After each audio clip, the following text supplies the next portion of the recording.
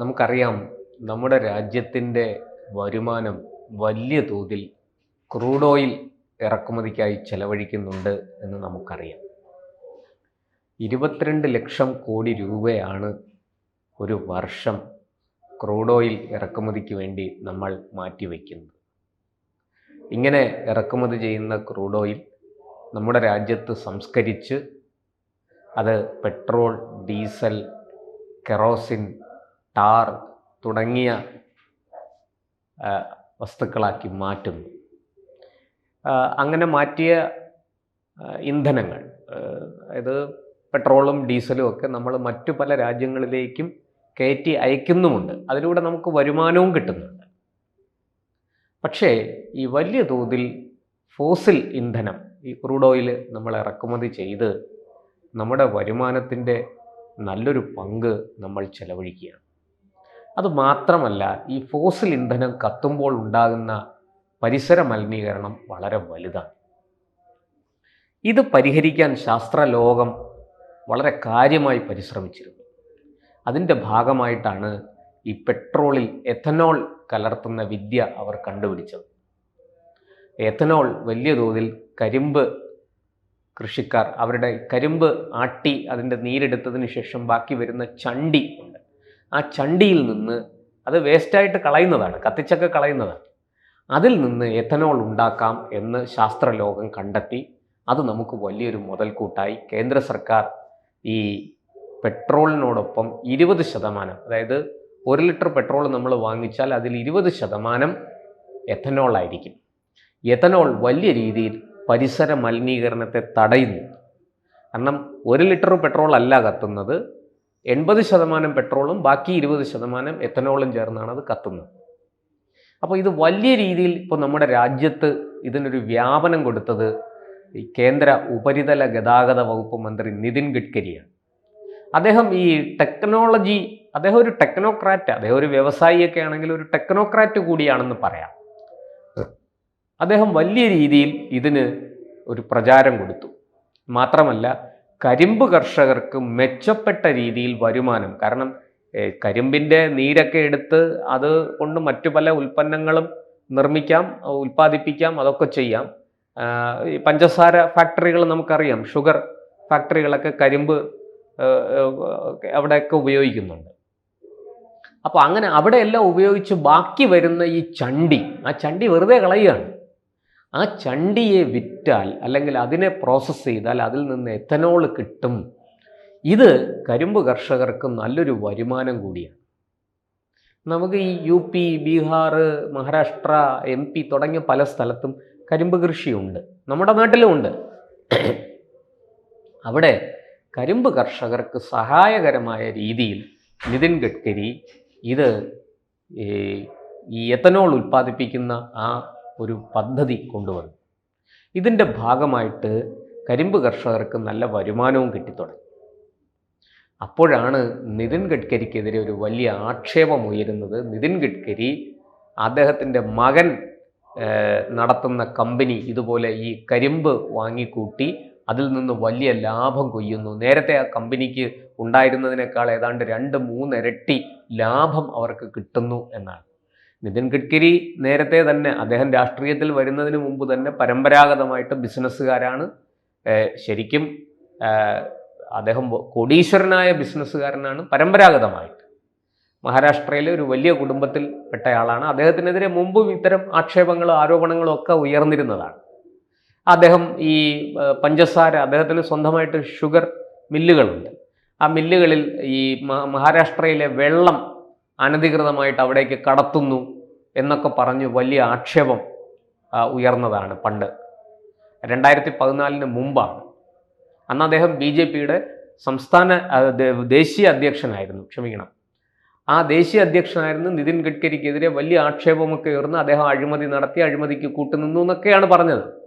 നമുക്കറിയാം, ഈ Pune Mumbai highway, bypass express highway, അതൊക്കെ കൊണ്ടുവന്നത് നിതിൻ ഗഡ്കരിയുടെ ബുദ്ധിയാണ്. അദ്ദേഹം മന്ത്രിയായിരിക്കുമ്പോഴാണ്, അദ്ദേഹം അവിടെ മഹാരാഷ്ട്രയിൽ മന്ത്രിയായിരിക്കുമ്പോഴാണ് അദ്ദേഹം ഇത് കൊണ്ടുവരുന്നത്. അതൊക്കെ അദ്ദേഹത്തിൻ്റെ വികസന കാഴ്ചപ്പാടുകൾ തന്നെ വളരെ ഒരു വല്ലാത്ത ഒരു ഊർജദായകമായ അല്ലെങ്കിൽ ഉത്സാഹം അങ്ങേയറ്റം തുളുമ്പി നിൽക്കുന്ന ഒരു വികസന കാഴ്ചപ്പാടാണ് അദ്ദേഹത്തിനുള്ളത്. ആ ആരോപണങ്ങളെല്ലാം മുനയൊടിഞ്ഞു പോയി. ഇപ്പോഴിതാ ഈ പുതിയ ആരോപണം കൊണ്ടുവരികയാണ്. ഇതിൻ്റെ പുറകിൽ ഇങ്ങനെ ഈ തരത്തിൽ എത്തനോള് ഈ കരിമ്പ് കർഷകരിൽ നിന്ന് കരിമ്പ് വാങ്ങി അതിൽ നിന്ന് എത്തനോൾ വേർതിരിച്ചെടുക്കുന്ന ഈ ടെക്നോളജി ഉപയോഗിച്ച് അദ്ദേഹത്തിൻ്റെ മകനും അദ്ദേഹത്തിൻ്റെ കുടുംബത്തിലെ പലർക്കും ആ കമ്പനിയിൽ ഷെയറൊക്കെ ഉണ്ട്. അപ്പോൾ അവരെല്ലാവരും വലിയ പണക്കാരായി നേട്ടങ്ങൾ കൊയ്യുന്നു, കോടികൾ കൊയ്തെടുക്കുന്നു എന്നൊക്കെയാണ് ആക്ഷേപം. പക്ഷേ ഇതിനെക്കുറിച്ച് നിതിൻ ഗഡ്കരിയോട് നേരിട്ട് ചില പത്രപ്രവർത്തകർ ചോദിച്ചു. അദ്ദേഹം പറഞ്ഞു, ശരിയാണ്, എൻ്റെ മകൻ ഇങ്ങനൊരു കമ്പനി, നിഖിൽ ഗഡ്കരി എന്നാണ് അയാളുടെ പേര്. അപ്പോൾ അദ്ദേഹം ഇങ്ങനൊരു കമ്പനി നടത്തുന്നുണ്ട്, അത് ലാഭത്തിലാണ്, നേരത്തെ ഉണ്ടായിരുന്നതിനേക്കാൾ ഇപ്പോൾ 2-3 ഇരട്ടി ലാഭമുണ്ട്, ഞങ്ങൾ പല ബിസിനസ്സുകളും ചെയ്യുന്നുണ്ട്, ആർക്ക് വേണമെങ്കിലും കണക്കുകൾ പരിശോധിക്കാം, ഓഡിറ്റ് ചെയ്തിട്ടുണ്ട്, നിങ്ങൾക്ക് വേണമെങ്കിൽ നേരിട്ട് നിങ്ങൾക്ക് പരിശോധിക്കണമെങ്കിൽ അതും ആകാം എന്നൊക്കെ അദ്ദേഹം പറഞ്ഞു. അത് മാത്രമല്ല, അദ്ദേഹം അവസാനം ഒരു കാര്യം കൂടെ കൂട്ടിച്ചേർത്തു. ഈ തരത്തിൽ നമ്മുടെ നാട്ടിൽ ഈ പറഞ്ഞതുപോലെ ഈ ഫോസിൽ ഇന്ധനത്തിൽ നിന്ന് ഈ നമ്മൾ ഇതിനു വേണ്ടി ഉപയോഗിക്കുമ്പോൾ വലിയ രീതിയിൽ പരിസര മലിനീകരണം നടക്കുന്നുണ്ട്. ആ പരിസര മലിനീകരണം ഒഴിവാക്കാനാണ് പരമാവധി എത്തനോൾ, ഏതാണ്ട് 30% വരെ എത്തനോൾ ചേർക്കാമെന്നാണ് ശാസ്ത്രലോകം പറയുന്നത്. പക്ഷെ നമ്മൾ 20% ചേർക്കുന്നുള്ളൂ. പതുക്കെ അവർ നേരത്തെ അത് 10% പിന്നീട് അത് 15%, ഇപ്പോൾ അത് 20%. അത് പതുക്കെ കൂട്ടിക്കൊണ്ട് വരാനാണ് കേന്ദ്ര സർക്കാരിൻ്റെ ശ്രമം. അങ്ങനെ ഈ 20% എത്തനോൾ ചേർക്കുന്നതിലൂടെ പരിസര മലിനീകരണം വലിയ തോതിൽ കുറയുമെന്ന് മാത്രമല്ല, നമ്മുടെ പെട്രോൾ ഇറക്കുമതി, ഈ ക്രൂഡ് ഓയിലിൻ്റെ ഇറക്കുമതി നമുക്ക് കുറയ്ക്കാം. ക്രൂഡ് ഓയിൽ നമ്മൾ എത്ര ഇറക്കുമതി ചെയ്താലും നമ്മുടെ പെട്രോൾ കൺസംഷൻ, പെട്രോൾ ഉപഭോഗം നമുക്ക് കുറയ്ക്കാം.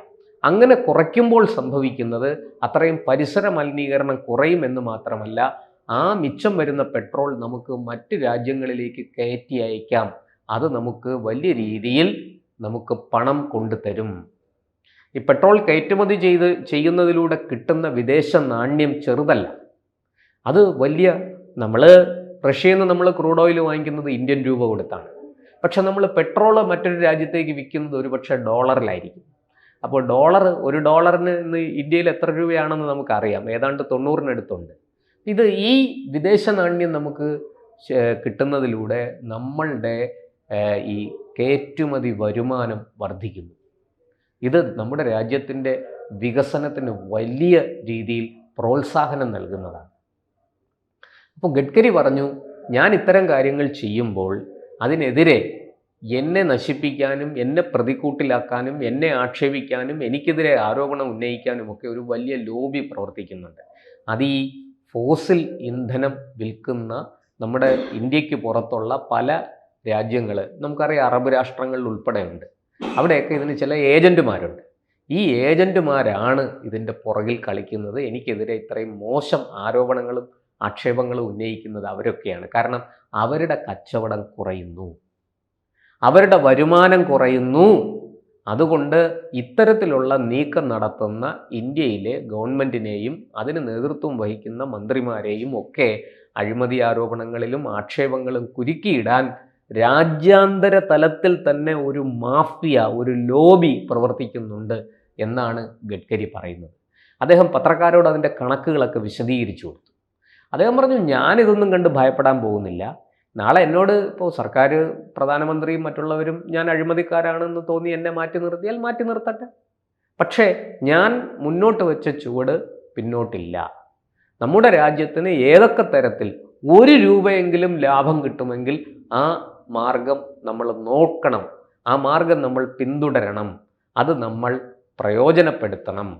ഇതാണ് നിതിൻ ഗഡ്കരിയുടെ തിയറി.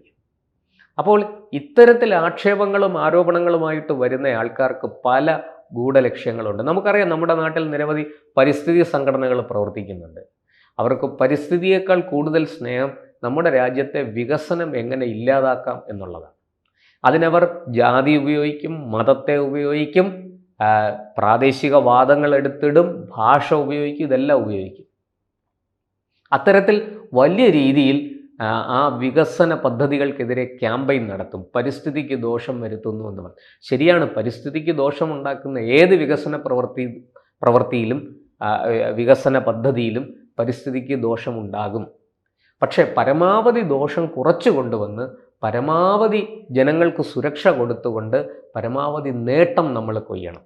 അതുകൊണ്ടാണ് പണ്ട് നമ്മുടെ ഈ തമിഴ്നാട്ടിൽ നമുക്കൊരു ന്യൂക്ലിയർ സ്റ്റേഷനുണ്ട്, പവർ സ്റ്റേഷനുണ്ട്, ഒരു ആണവ ഊർജം ഉപയോഗിച്ച് വൈദ്യുതി ഉൽപ്പാദിപ്പിക്കുന്ന കേന്ദ്രം.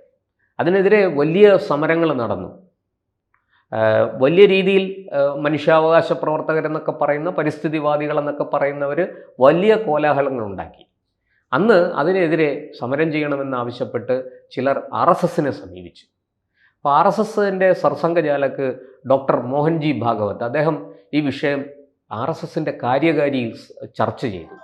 അഖില ഭാരതീയ കാര്യകാരിയിൽ അത് ചർച്ച ചെയ്തപ്പോൾ അന്ന് അവിടെ പറഞ്ഞത് ശരിയാണ്, ഈ ആണവ റിയാക്ടറുകൾ ഒരു വലിയ ഭീഷണിയാണ്, ഇത് അപകടമുണ്ടായാൽ വലിയ ദോഷം ചെയ്യും. പക്ഷേ എന്ന് വെച്ച് നമ്മുടെ നാടിൻ്റെ വികസന പ്രവർത്തനങ്ങളുമായിട്ട് മുന്നോട്ട് പോകാതിരിക്കാൻ സാധിക്കില്ല.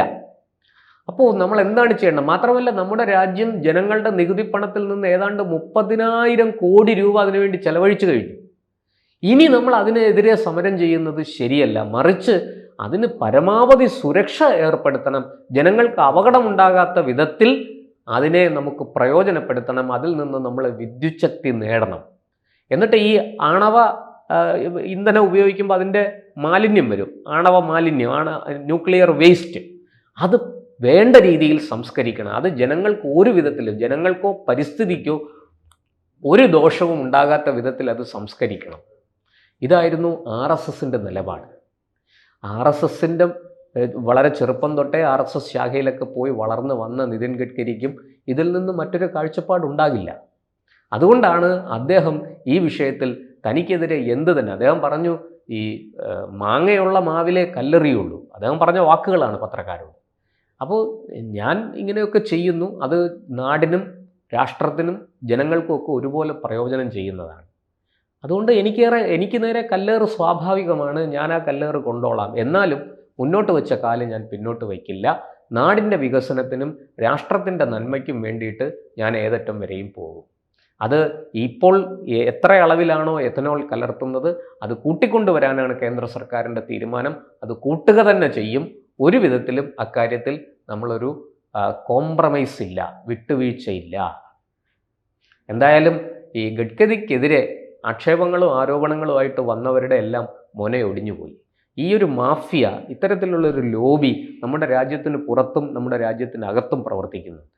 അത് വളരെ കൃത്യമായിട്ട് മനസ്സിലാക്കിയിട്ടാണ് ഗഡ്കരി ഇങ്ങനെ ഒരു നിലപാട് സ്വീകരിച്ചത്. എന്തായാലും അദ്ദേഹം വളരെ ശക്തമായി മുന്നോട്ട് പോകാൻ തന്നെയാണ് തീരുമാനിച്ചിരിക്കുന്നത്. നമ്മുടെ രാഷ്ട്രത്തിൻ്റെ നന്മയ്ക്ക് വേണ്ടി, ജനങ്ങളുടെ നന്മയ്ക്ക് വേണ്ടി, ഈ പറയുന്നത് പോലെ പരിസ്ഥിതിയുടെ രക്ഷയ്ക്ക് വേണ്ടി ഒക്കെയാണ് അദ്ദേഹം ഇത്തരത്തിലൊരു നിലപാട് സ്വീകരിച്ചിരിക്കുന്നതെന്നും നമുക്ക് മനസ്സിലാക്കാം. കൂടുതൽ വാർത്തകളും വിശേഷങ്ങളും നിങ്ങളിലേക്ക് എത്താൻ ABC മലയാളം സബ്സ്ക്രൈബ് ചെയ്യുക, ബെൽ ബട്ടണും അമർത്തുക.